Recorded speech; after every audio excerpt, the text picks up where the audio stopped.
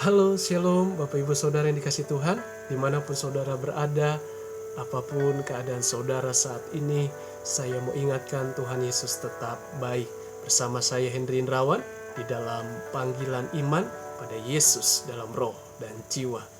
Dan saat ini, saya mau membagikan atau membahas mengenai apa alasan hidup kita percaya Tuhan Yesus adalah Tuhan dan Raja yang kekal, yang tertulis di dalam kitab Injil Yohanes 14 ayat 6 sampai 7.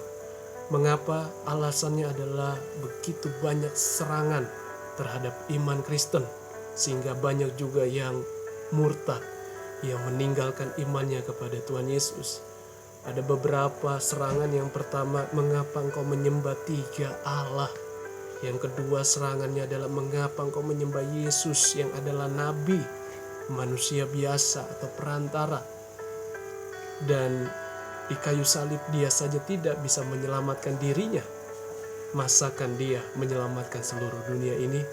Tapi saudara yang dikasih Tuhan, itulah segala sesuatu yang terjadi di dunia ini sudah tertulis lebih dahulu. Betapa luar biasa kita punya firman Allah yang hidup. Dikatakan kitab Filipi 1 ayat 15, ada orang memberitakan Kristus karena dengki dan perselisihan, tetapi ada pula yang memberitakannya dengan maksud baik. Itulah Rasul Paulus. Ternyata ada orang yang memberitakan karena kepentingannya diri sendiri, ingin terkenal, ingin cepat kaya, ingin menyombongkan dirinya, supaya orang-orang memuji dia, menyembah dia.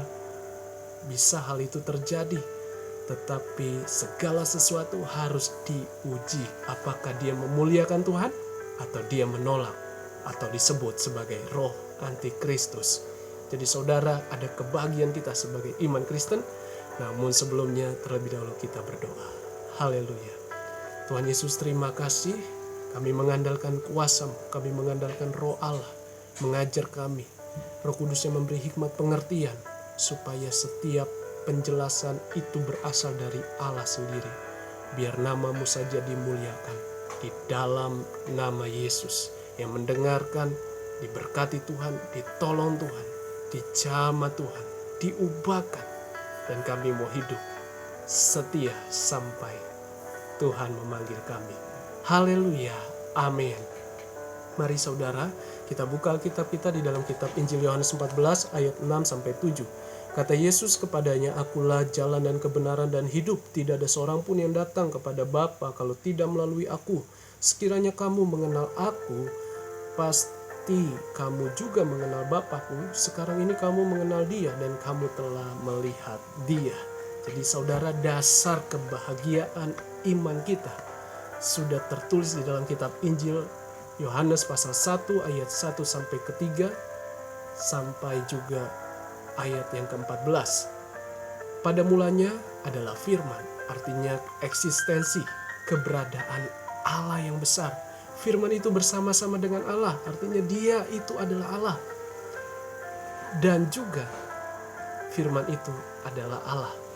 Ia pada mulanya bersama-sama dengan Allah. Segala sesuatu dijadikan oleh Dia, dan tanpa Dia tidak ada sesuatu pun yang telah jadi. Segala yang telah dijadikan. Ayat 14, firman itu telah menjadi manusia dan diam di antara kita, dan kita melihat kemuliaannya, yaitu kemuliaan yang diberikan kepadanya sebagai anak tunggal Bapa atau pemilik sorga, penuh kasih karunia dan kebenaran. Jadi ayat yang kita baru baca itu di mana Tuhan Yesus sedang berbicara kepada Thomas yang tidak percaya bahwa Tuhan itu adalah Allah, sehingga Tuhan berkata, "Jangan engkau gelisah atau bingung, percayalah kepadaku, sebab di rumah Bapa-Ku banyak tempat tinggal. Sebab aku pergi dan telah menyediakan bagimu, karena aku dan Bapa itu adalah satu." Jadi saudara, itulah iman Kristen kita, di mana Thomas ragu akan pribadi Allah di dalam diri Tuhan Yesus. Tapi kita bersyukur kita mengenal Bapa melalui firman-Nya, karena Dia lebih dahulu datang kepada kita. Jadi saudara, saya mendapatkan data penjelasan dari khotbah Bapak Pendeta Dr. Rubin Adi Abraham.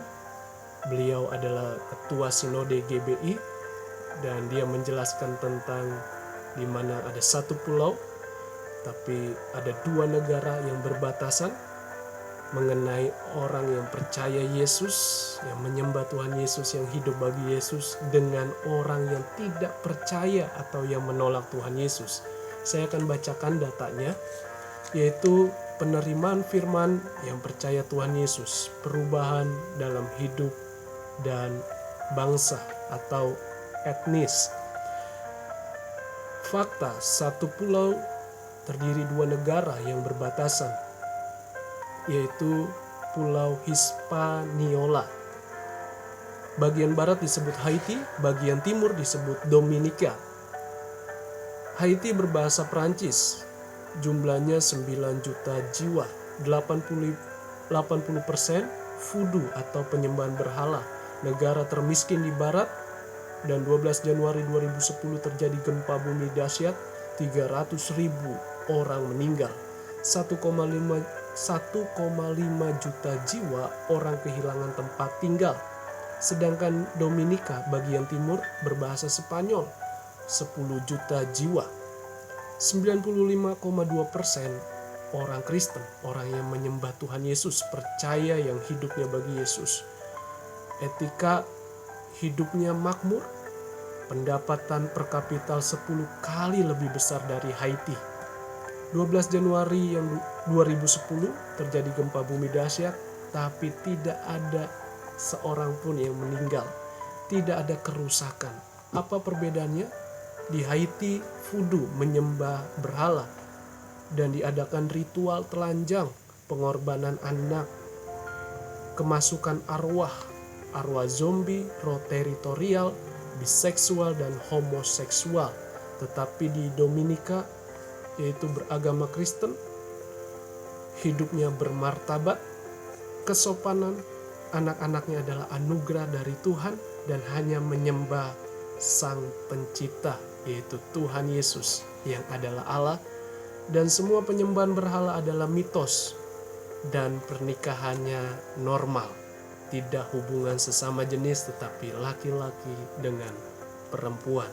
Jadi inti dari cerita ini ada ambang batas intervensi ilahi, ada titik kritis untuk penghakiman ilahi.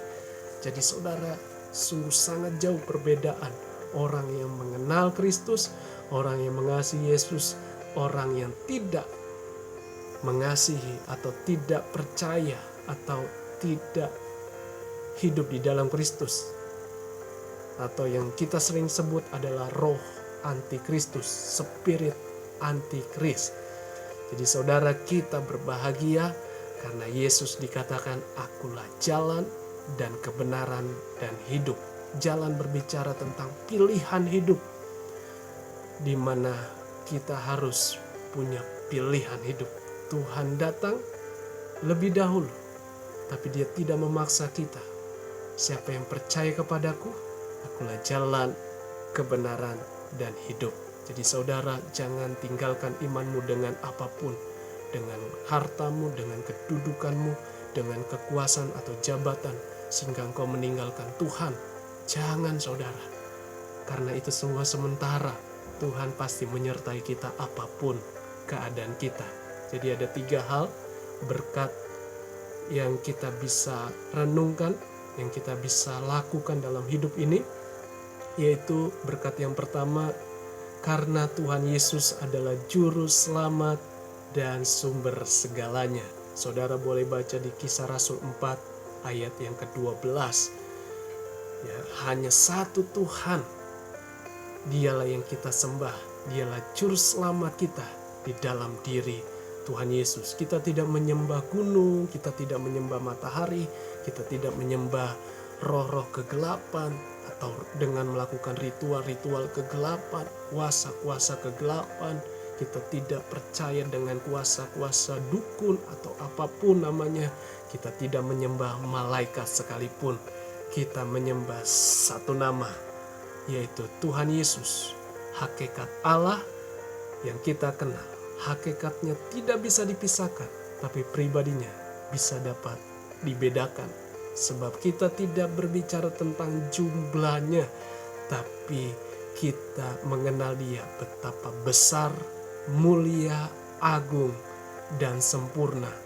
Bagaimana manusia yang hanya punya pikiran sebesar segenggam tangan untuk menjelaskan Allah yang begitu kompleks, yang begitu sempurna, tidak mungkin sanggup, tapi Dia membuktikan lewat ciptaannya, lewat kasih-Nya, dan Dia buktikan lewat pribadi Tuhan Yesus yang berasal dari sorga. Dialah pemilik sorga.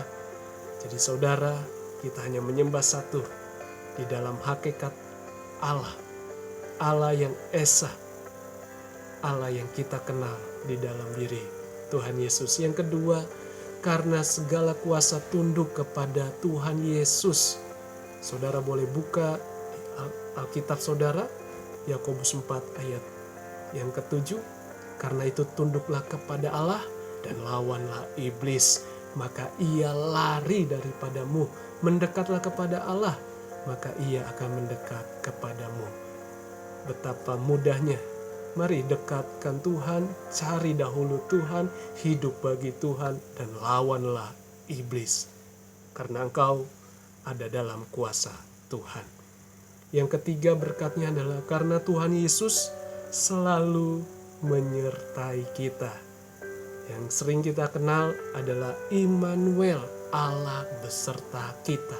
Jadi dalam keadaan apapun saudara, ingat Tuhan Yesus selalu beserta dengan kita.